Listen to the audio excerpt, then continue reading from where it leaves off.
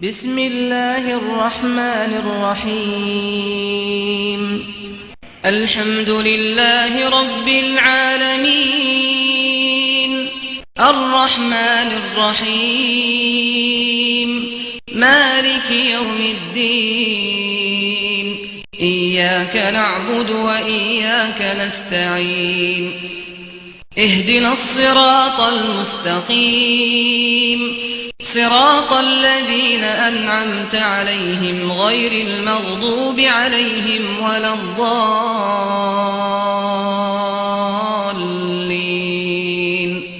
بسم اللہ الرحمن الرحیم۔ نور احکام۔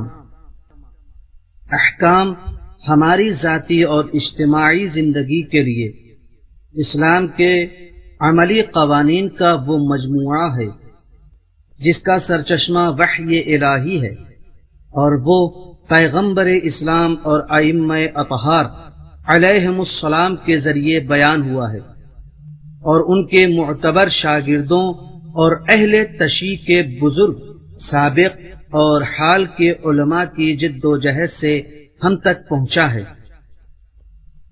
نور احکام کے مجموعے کو موجودہ امکانات سے فائدہ اٹھاتے ہوئے اس کے عام ضروری احکام کو تصویر کی زبانی پیش کیا گیا ہے۔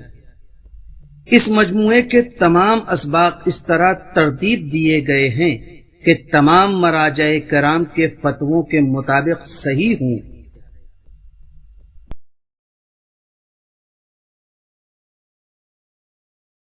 تقلید۔ بسم اللہ الرحمن الرحیم۔ الحمد لأہلہ والصلاة علی اہلہا۔ جتنے لوگ ہیں وہ خود بھی اچھے رہنا چاہتے ہیں اور اچھائی کو پسند کرتے ہیں، برائی سے نفرت کرتے ہیں۔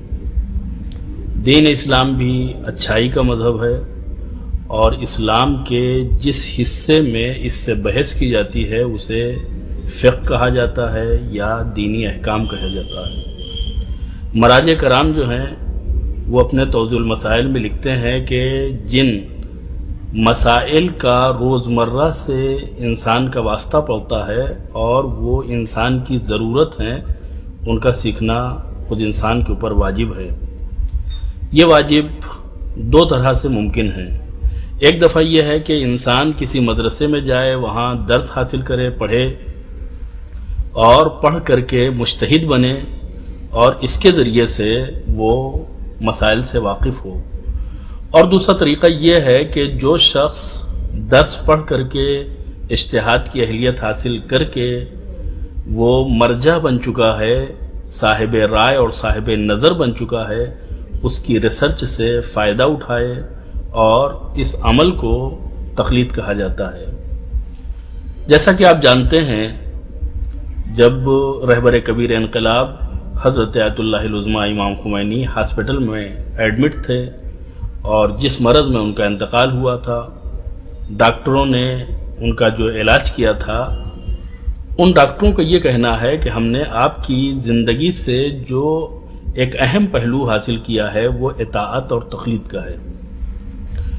ایک صاحب نظر مجتہد کہ جو فقہی احکام میں صاحب رائے بھی ہے، صاحب نظر بھی ہے، وہ طبی مسائل میں ڈاکٹروں کے کہنے کے اوپر بغیر چونچرا کے عمل کرتا ہے، اور جب بھی کوئی تشخیص دی جاتی تھی یا کسی کام کو کہا جاتا تھا تو وہ یہ کہتے تھے کہ جو آپ کی رائے ہو میں اس کے اوپر عمل کروں گا۔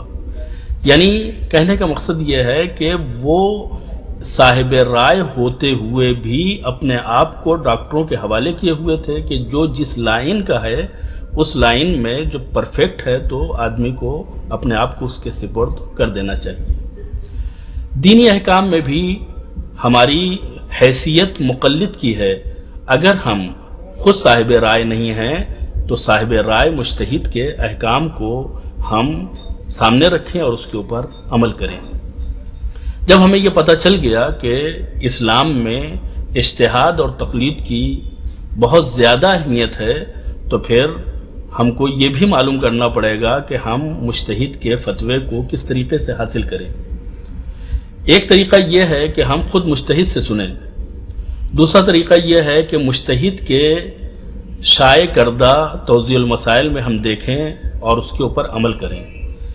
تیسرا انداز یہ ہے کہ دو عادل افراد سے کہ جو مجتہد کے فتوے سے واقفیت رکھتے ہوں معلوم کریں اور ان مسائل کے اوپر عمل کریں۔ چوتھا طریقہ یہ ہے کہ کسی ایک ذمہ دار شخص سے ہم مسائل کی آگاہی حاصل کریں اور اس کے اوپر عمل کریں۔ مثلا خود مجتہد کے دفتر کے ذمہ دار سے ہم مسئلے کو پوچھیں اور اس کے اوپر عمل کریں۔ یہ 4 طریقے ہیں جن کے ذریعے سے ہم مجتہد کے فتوے کو حاصل کر سکتے ہیں۔ جن احکام کا ہم سے تعلق ہے اور ان کے اوپر عمل ہماری ڈیوٹی ہے وہ 5 حال سے خالی نہیں ہے۔ یا شریعت نے ہم سے اس کا مطالبہ کیا ہے کہ حتماً اسے انجام دینا چاہیے، اسے واجب کہا جاتا ہے، یا اس کے لیے منع کیا گیا ہے کہ یقیناً اسے انجام نہیں دینا چاہیے، وہ حرام ہے، یا اس کا انجام دینا شائستہ اور بہتر ہے، اسے مستحب کہا جاتا ہے، یا اس کا نہ انجام دینا بہتر اور اچھا ہے، اسے مکروہ کہا جاتا ہے۔ اور بعض چیزیں ایسی ہیں کہ جن کا دونوں پہلو جو ہے وہ ایک جیسا ہے، یعنی انجام دیا جائے یا انجام نہ دیا جائے دونوں برابر ہیں، اسے مباح کہا جاتا ہے۔